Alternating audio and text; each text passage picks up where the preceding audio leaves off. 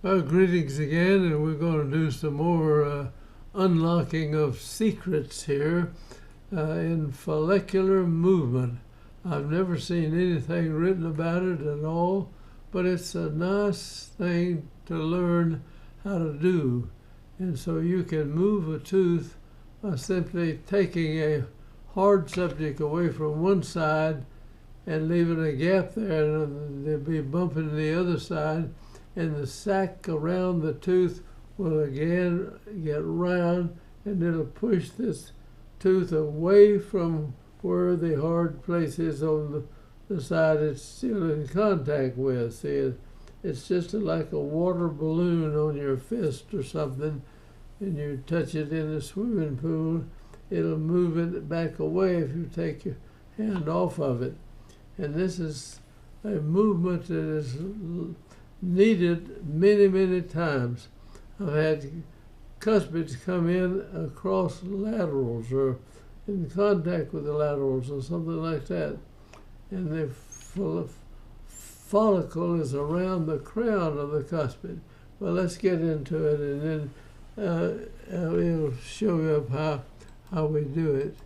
I'm having a little trouble here getting this to advance. I don't know what I was doing. Okay, here's a simple case. Now this was done in 1972, but something that's done in 72, a lot of people look at it and say, well, this is old time and nothing.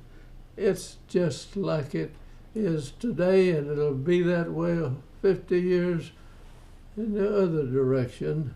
And you can do the thing that you're doing if we're doing the right thing.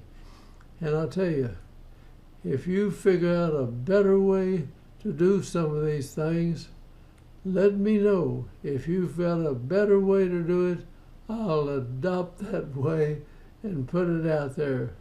And this is as honest as I can get with you, is what I tell you in here. All right, here the teeth are fitting, the upper teeth are fitting over the lower teeth, so this is not a mouth breathing case. If it was a mouth breathing case, the lower teeth come out further than the upper teeth, just from the pressure of the tongue. If you, a chronic mouth breather, the tongue spreads the bottom of the arch out. A lot of people do not realize that. They don't think the tongue can move the teeth. The tongue moves the teeth all over the place. And they bring them up and line them up, and the lips catch them in the other way.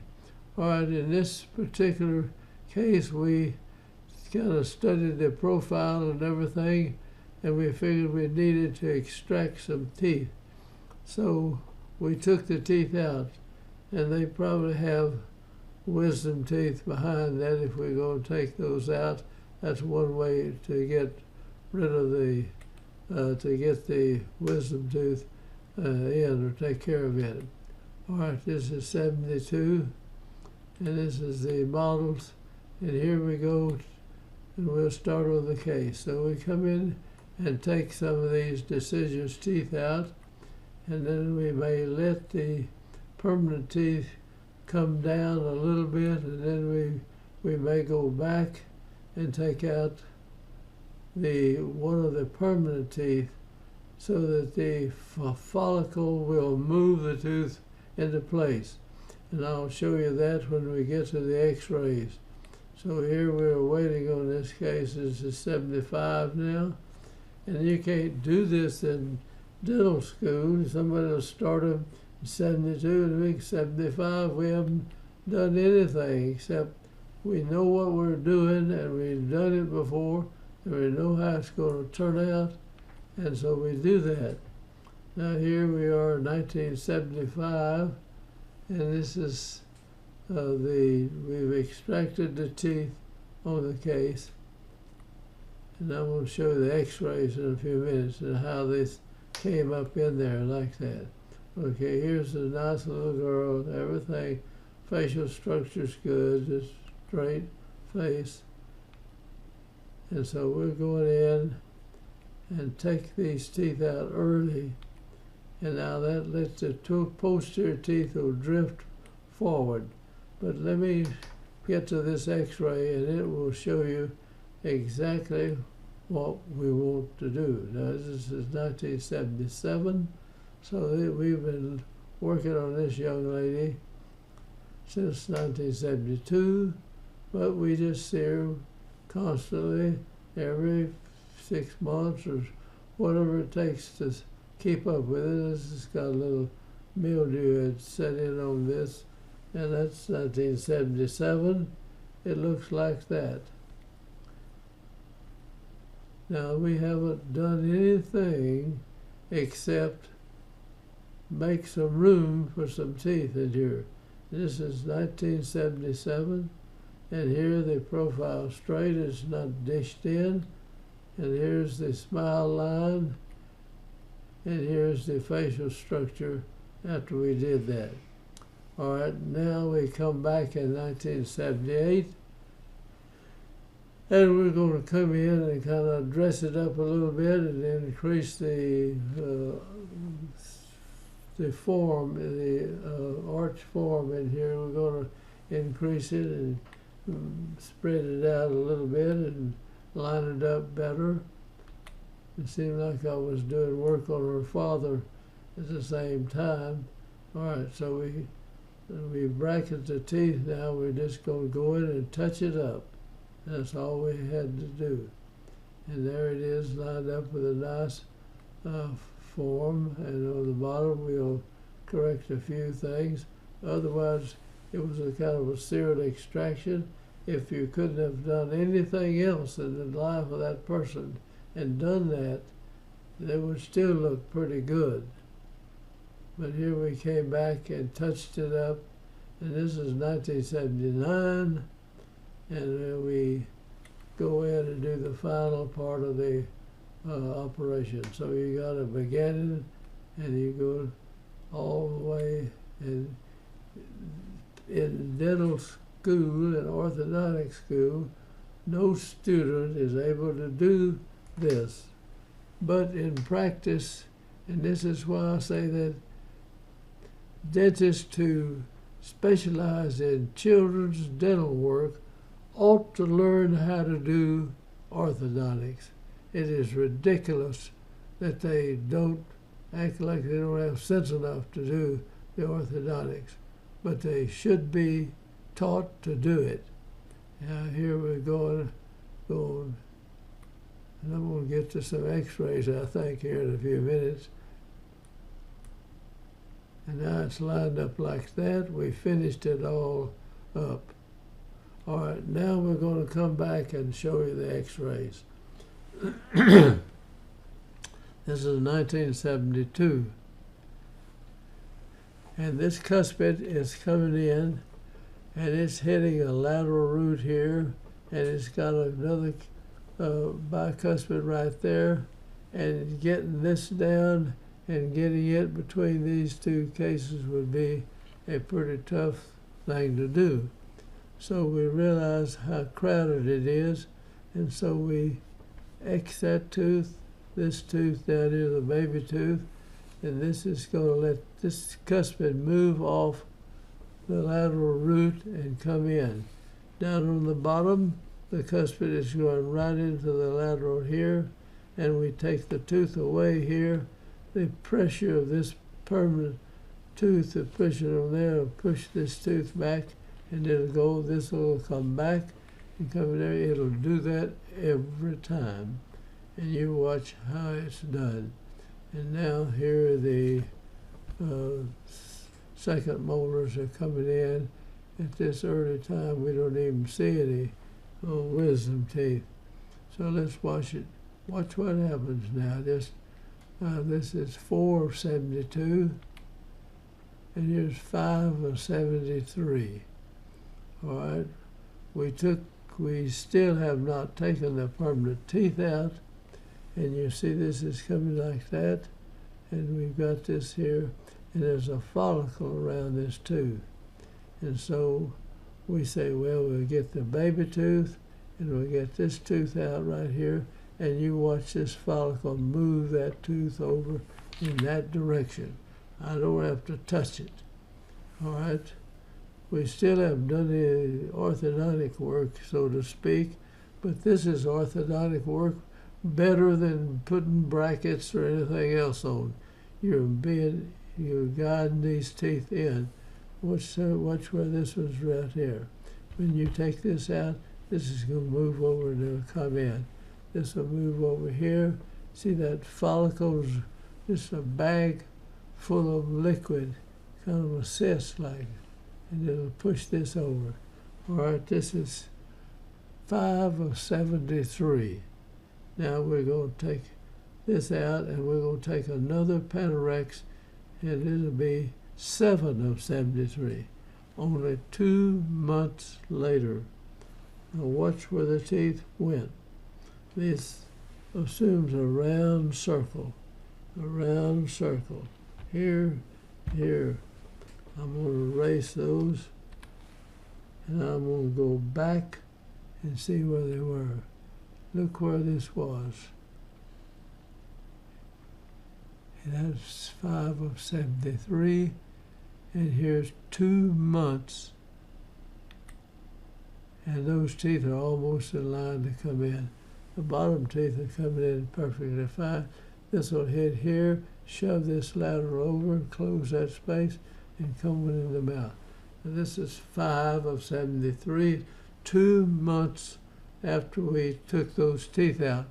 This is follicular movement of the teeth. Now we see the wisdom teeth forming down here on the bottom and over here, and I think that's one up there too. So let's go in 73, 7 of 73, and now 1 of 74. We still haven't done anything except prepare room. Look where this follicle got that big, shove that tooth all the way from over here over to there, over to here, like that. And these teeth are back, they don't even touch. So we've moved those teeth with the follicle. Just learn how to do follicular movement of the teeth. If you're going to be a pediatric dentist, you need to do that, and you need to know about it. I don't care who tells you that you're a pediatric dentist and you shouldn't be able to do orthodontics. This is a ridiculous dadgum thing. And if we had Roy Wolf was had a study club up in St. Louis, if he was still alive today, he would back me up on that. All right, watch what happened in January of 74. We're right here. Let's go. And here is 2 of 75. January, February, March, January, February, and look where these teeth are headed. You'd think they knew where to go. Look where these are. And all this is taking place. There's a root of a tooth there, don't worry about it. It's going to come forward, and it'll close that space up in there. And these are baby teeth. They're going to come out, and these bicuspids will come in. One of them's rotated pretty bad. All right, it's 2 of 75. And there is 8 of 75. Those other teeth are going. This is sliding forward, closing this space, and the tongue is pushing those teeth forward, and the lips are catching them. Nobody's teeth erupt in the mouth exactly where they ought to be. I've not seen any of them. They come in, and the tongue, if you're swallowing correctly, breathing correctly, the tongue pushes on the teeth, and the lips catch them out here, and the cheeks back here. And that guides the teeth into place, out of where they want to be. But you can come in and touch it up a little bit and improve it. That's okay. All right, we've got these teeth are kind of rotated, and they're coming in, and this is 1975 right there. Now here it is in 77.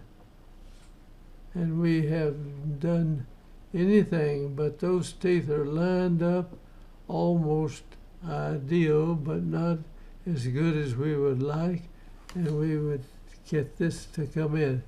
And this old bull of reducing the requirements for the board is a bunch of junk.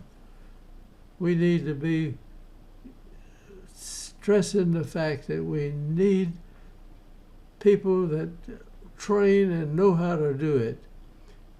Now, you can learn the boards, and you can take the boards and do them. And this is a bunch of tummy ruts. Lower the standards. They don't even think about it. We're trying to teach orthodontics to people all over the blooming world. These videos go everywhere. And somebody wants to know how they can get it done. I tell them to come to Grapevine, Texas, to the American Orthodontic Society, and they'll know how to teach you that. But I'm afraid somebody's going to have to change their way of thinking to get that done. So, okay. Now, here, this is lined up like that in 1977, and we came in and finished it out a little bit. And this is 1975. I don't need any retention in there. The tongue put the teeth where they are. The lips came in and did its job. You can't put a retainer if the bite was closed with a bite plate on it. But the natural forces in here keep those teeth where they are at head. That's what put them there, and that's what keeps them there. As long as that person functions the way they're doing. All right, here we are in 1979, and this is 1995, and here they are. That's deepened a little bit, and there, I don't know whether wisdom teeth ever made it in or not. That's 1995. We started this case in 1972. So you got 72, 82, 92, 95, that's 23 years later, it's still there. And that person will die with those teeth in there if they live to be 95. They won't change there. Unless that person starts breathing through their mouth or starts functioning improperly, the teeth will move even then. So that's 95. And here it is, 95. That's 79, 95. We relapsed a little right in here.